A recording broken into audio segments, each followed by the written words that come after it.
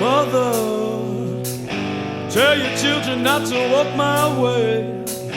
Tell your children not to hear my words, what they mean, what they say. Hello and welcome to another question and answer with me, Truthslayer. As always, if you have anything wrestling related you would like to ask, send it my way and I will answer it if I deem it a good enough question. I just ask that you keep it to one question and try to make it good, people.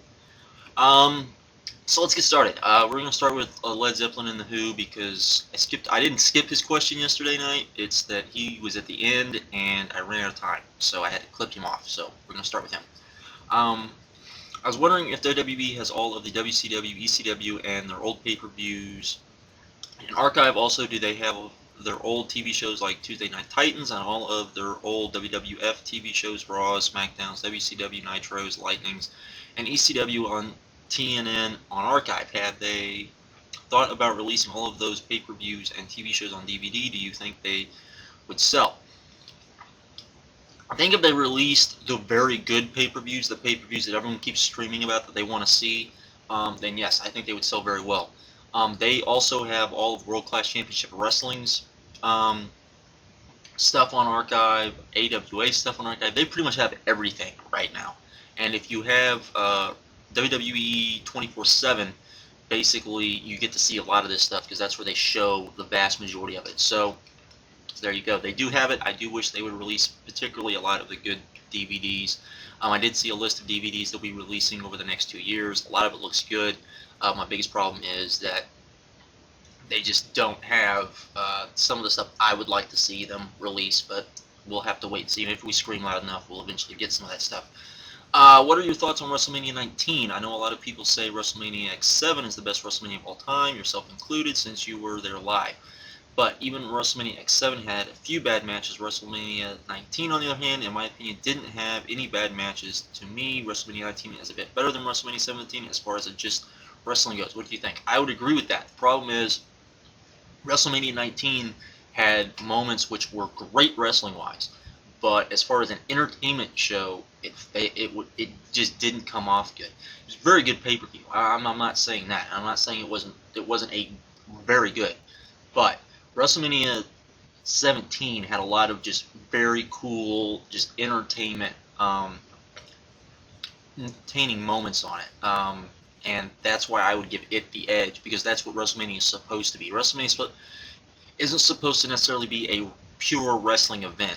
In truth, that's what SummerSlam is supposed to be, though it's not that way. But WrestleMania isn't supposed to be that. It's supposed to be kind of, a little more entertaining, a little more that type of show, and I think it did a lot better as a spectacle than WrestleMania 19 did, which just seemed like a very, very good pay-per-view. So there you go. I feel WWE downward spiral started when Goldberg came in. Shortly afterwards, Austin left, The Rock jobbed out and left too, and it seems that no one wanted to be in the ring with him, resulted in Triple H having their awful 5-month feud. Do you feel Austin and The Rock leaving was just coincidence, or do you think guys flat out didn't want to work with Goldberg? Actually, it was the other way around. Goldberg didn't want to work with a lot of guys because WWE was going to use Goldberg to put a lot of those guys over. Also, Austin was injured. Austin was on his way out anyways. Rock, of course, as soon as he started making movies, he was out. The problem really does fall on Triple H, on the fact that he did a very bad job of helping create new stars, in my opinion, and in some other people's opinion too, but that's where I would put the blame. When it comes to politics, who do you hate more, Triple H, Jarrett, or Hogan, and why? Hogan, without a doubt. Hogan, pretty much, in my opinion, his ego pretty much destroyed WCW. So, and that comes to the next question, which is, if you had to name one guy responsible for WCW's downfall, who would that be? That would be Eric Bischoff, because he allowed Hogan to come in. He allowed Hogan to have his way in WCW, which he never should have done. And basically, in my opinion, I felt like Hogan, his whole purpose of going to WCW, and I think he did a very good job of this, was tarnishing Ric Flair's legacy, because I don't think he liked the fact that a lot of people said Hogan was great, Hogan's the Babe Ruth of pro wrestling, everyone's going to remember Ric Flair on a greater note. But I still think a lot of people are going to. I think when Ric Flair gets inducted into the WWE Hall of Fame, it's going to be a very big deal. It's going to be a very special night, and I think that it's going to be one of those things that people are going to remember. I think it's going to just completely overshadow when Hogan went in. So there you go. Can you tell me the full story about the Clique at MSG in 1996 involving Scott Hall, Kevin Nash, Triple H, Shawn Michaels after the cage match? Basically, the whole deal was that they broke character completely, and they began celebrating in the middle of the ring to kind of celebrate Hall and Nash leaving. Vince, first of all, was not happy about them leaving. He wasn't happy about the fact that they broke face in MSG, which, that's a big no-no. And so that's the whole story. It doesn't sound like much, but they thought they could get away with it, and that's when Vince pretty much came down and said, "No more of this. I'm done. We're going in a different direction."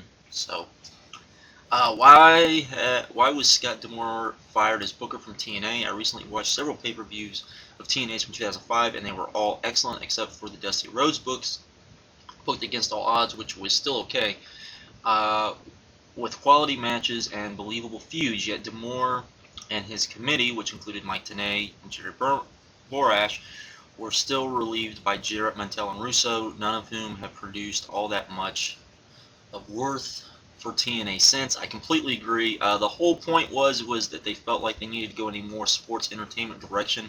That's where they went to. That's why they brought in Mantel. They brought in Russo to kind of help Mantel. Russo is really the third guy on the bottom of the totem pole there. So there you go. Who do you think will win at ROH's race to the top? That is ROH's tournament that they're putting on, as starts Friday, I believe. I'm going to say Mike Quackenbush. I really think he's probably going to be the guy that's going to walk out there the winner. I read that TNA is interested in former WWE divas Nydia and Ariel. One or the other. It looks like they are looking for them for LAX ballet, with Nydia being the top choice. Anyway, would you think this would be a good move for LAX and for TNA to sign either of them? I think they should. I would definitely say sign Nydia as LAX. Let her come in. Let her basically say she was stuck with a stupid gimmick. To degrade, that she felt was degrading, and really put the LAX type of propaganda thing over. And I'd bring in Ariel too. I'm a big fan of Ariel. I think she looks different than anybody they have, and definitely I think it could get over in a much different way than any of the other women that they currently have. Do you think if Steve Austin was never fired from WCW, would the WWE never have bought WCW and would be owned by someone else? That would all depend on the whole reason Steve Austin was fired was to send a message to Ric Flair that Ric Flair was not the guy anymore. That is why Steve Austin was fired, without doubt. Was to send a message to Ric Flair. But if that hadn't happened, if basically they had pushed Steve Austin, that's an excellent question, and one I don't know. I don't know if the WWE would have found someone else to push. They would have stuck somebody else in that role. But that's not what happened, so who knows.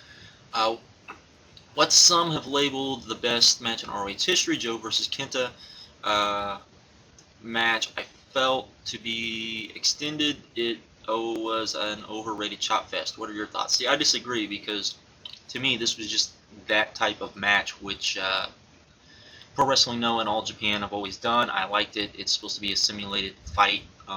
Much more realistic, so I very much enjoyed it. So there you go. Do you think Triple X getting back together will benefit Daniel, Cincy, and Alex Skipper? I hope it does, very much so. We'll have to wait and see on that, but I am really hoping that it does benefit all those guys, because I think they're all really good, and I think they deserve a push, to be completely honest. And finally, do you think Kenta Kobashi's return match against Yasuto Takayama would be good, and what is your opinion of Takayama? Takayama's okay, from what I've seen. I haven't seen a lot of him, so I really can't say, but I think their match will be good. I think Kobashi will probably be a little rusty, but I think it'll be overall an okay match. And that's all for this one, and I'll talk to you guys later. All right, bye.